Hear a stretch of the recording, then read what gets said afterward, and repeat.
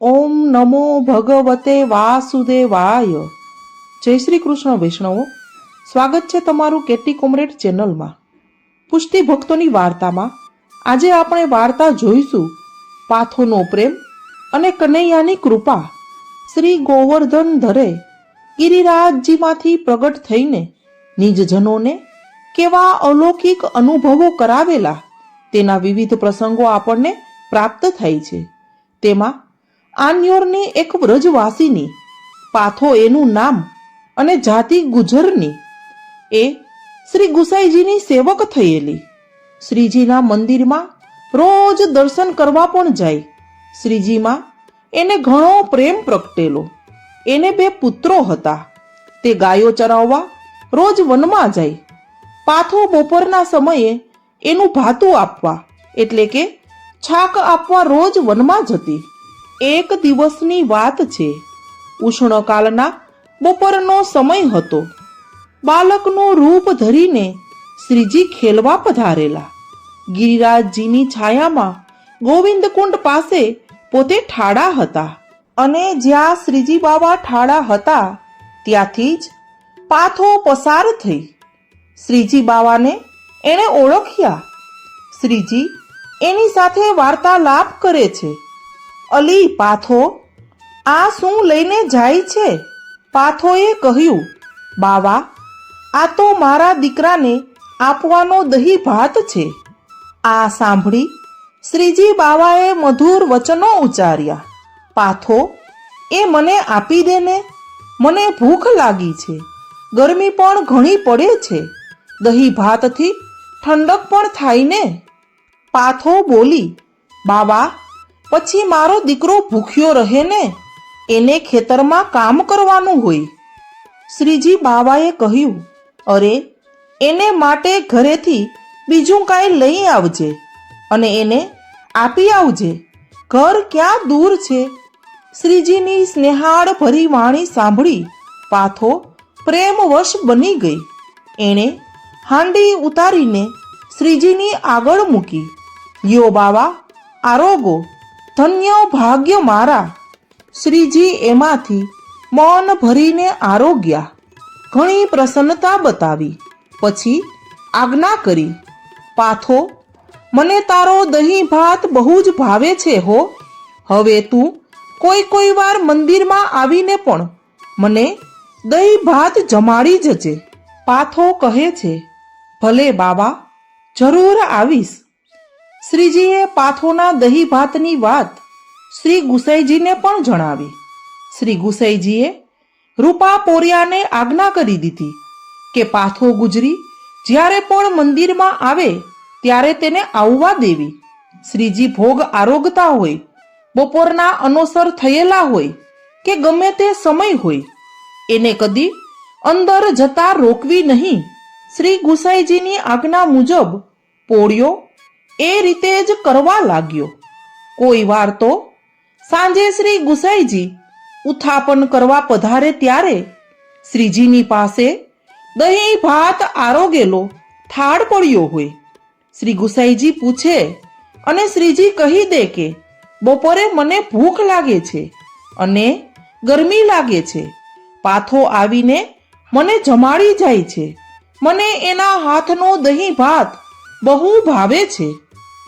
પછી તો શ્રી ગુસાઈજીએ કુંવારાના મનોરથમાં પણ દહીં ભાતને પ્રાધાન્ય આપવા માંડ્યું. કુંવારાના દર્શન વખતે પાથોના પતિને અને પુત્રોને ગાવા માટે બોલાવતા. પાથો પણ પતિ અને પુત્રોની સાથે જ હોય. કુંવારાનો પ્રસાદ પણ પોતે સારી રીતે એને અપાવતા.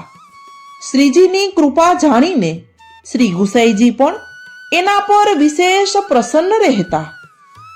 કોઈ વાર તો શ્રીજી બાલક રૂપે પાથોને ઘેર પધારતા અને એના પુત્રોની સાથે ખેલતા.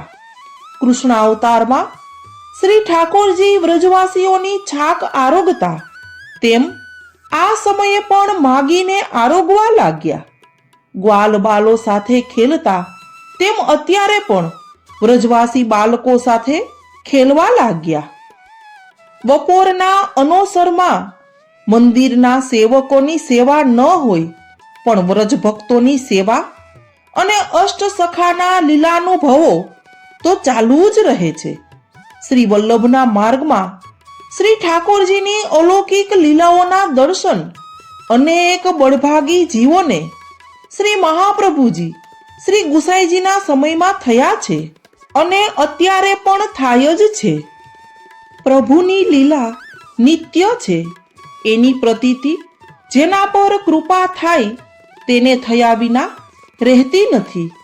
નિત્ય લીલા નિત્ય નૂતન, શ્રુતિ ન પામે પાર.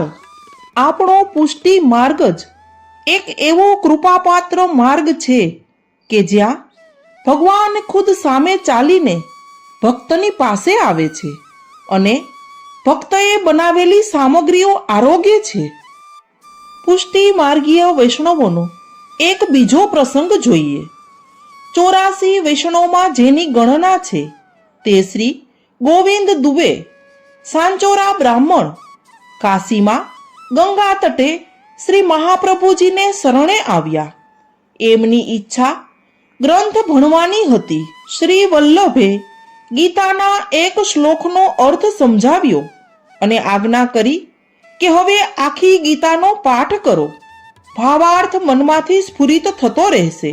અને એમ જ થયું. ગુરુ કૃપા થાય ત્યારે શું અશક્ય છે? પછી ભગવત સેવાની આજ્ઞા થઈ. ઘેર આવીને સેવા કરવા લાગ્યા. પણ મર્યાદા સાધનોમાં ચિત્તવૃત્તિ હોવાથી પુષ્ટિ સેવામાં મનનું અનુકૂલન થયું નહીં. આજ્ઞા થયેલી એટલે સેવા તો છોડાય નહીં. મન દ્વિધામાં રહ્યું એટલે આનંદ આવે નહીં અને ચિંતા ઉદ્વેગ થયા કરે. મારું શું થશે? શી ગતિ થશે? ખરેખર શું કરું તો તરું? એમ સંકલ્પ વિકલ્પ થયા કરે.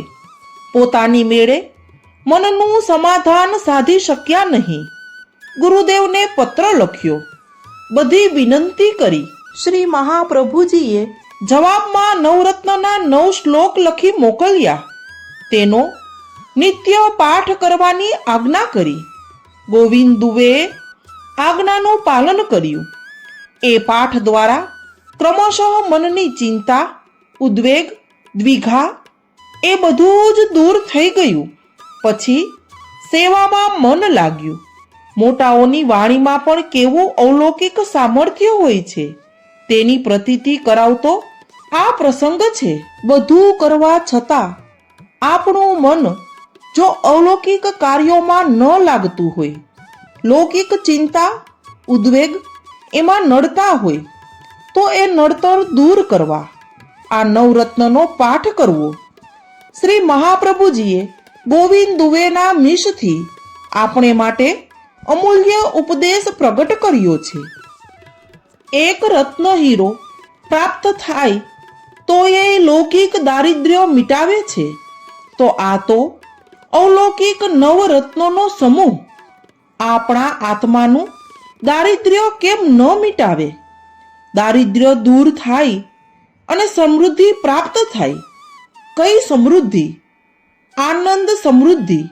પુષ્ટિ માર્ગમાં જ્યાં જુઓ ત્યાં અલૌકિક આનંદ જ આનંદ છે. કેવો આનંદ? કેવું સુખ?